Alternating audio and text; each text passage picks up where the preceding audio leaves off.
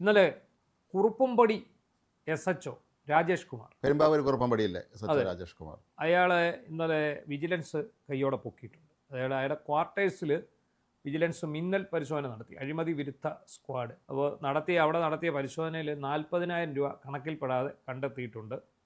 അപ്പോൾ ഇന്ന് വരാൻ വേണ്ടി ഞങ്ങളുടെ നോട്ടീസ് കൊടുത്ത് വിട്ടിരിക്കുകയാണ്. പക്ഷേ ഈ ഉദ്യോഗസ്ഥനെക്കുറിച്ച് നമ്മൾ ഇന്നലെ ഈ ഒരു വിവരം അറിഞ്ഞപ്പോൾ ആണ് നമ്മൾ ഇയാളുടെ ബാക്ക്ഗ്രൗണ്ട് പരിശോധിക്കുന്നത്. പണ്ട് നമ്മൾ തന്നെ മറുനാടൻ തന്നെ ഒരുപാട് സ്റ്റോറികൾ ഇയാൾക്കെതിരെ നമ്മളെ ഞെട്ടിപ്പിക്കുന്നതാണ് ഇയാളുടെ പശ്ചാത്തലം. എന്നിട്ട് ഇയാൾ വളരെ സുരക്ഷിതനായി കഴിഞ്ഞ പിണറായി സർക്കാരിൻ്റെ കാലത്ത് ഏറ്റവും നല്ല പോലീസ് സ്റ്റേഷനിൽ ജോലി ചെയ്തു എന്നുള്ളതാണ് എൻ്റെ ഏറ്റവും രസകരമായ കാര്യം.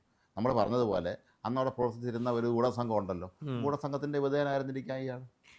അന്ന് പ്രവർത്തിച്ചിരുന്ന ഗൂഢസംഘത്തിന് ഹഫ്ത ഉണ്ടായിരുന്നു, മാസപ്പടി ഉണ്ടായിരുന്നു. അതായത് ഈ SHOമാരെ ഉപയോഗിച്ച് ഇവർ പല വിധത്തിലുള്ള പരിപാടികളും നടത്തുന്നുണ്ടായിരുന്നു. അപ്പോൾ എനിക്ക് 1-2 കാര്യങ്ങളിൽ മനസ്സിലായൊരു സംഭവം, ഇവരുടെ ഒരു പരിപാടി പ്രമാദമായ കേസുകളിൽ ഇടപെടുക. ഈ പറഞ്ഞ ഗൂഢസംഘം ഈ കേസുകളിൽ ഇടപെട്ടിട്ട് അല്ലെങ്കിൽ ഇവർക്ക് അറിയാവുന്നതായിട്ടുള്ള സാമ്പത്തിക തർക്കം നിലനിൽക്കുന്ന കേസുകളിൽ ഇടപെടും. എന്നിട്ട് ഒരു ഭാഗത്തിൻ്റെ പക്ഷം പിടിക്കും, അവരിൽ നിന്ന് ഇത്ര രൂപ വാങ്ങിയിട്ട് ഈ കേസ് സെറ്റിൽ ചെയ്ത് കൊടുക്കാമെന്ന് പറഞ്ഞാണ് വാങ്ങുന്നത്. എതിർ കക്ഷിയെ കള്ളക്കേസിൽ കുടുക്കി പീഡിപ്പിക്കും. ഒടുവിൽ അയാൾ ഈ ഒത്തുതീർപ്പിന് വഴങ്ങുന്ന സമയത്ത് അവൻ്റെ കയ്യിൽ നിന്നും വാങ്ങും, ഇവൻ്റെ കയ്യിൽ നിന്നും വാങ്ങും. അങ്ങനെയുണ്ട്.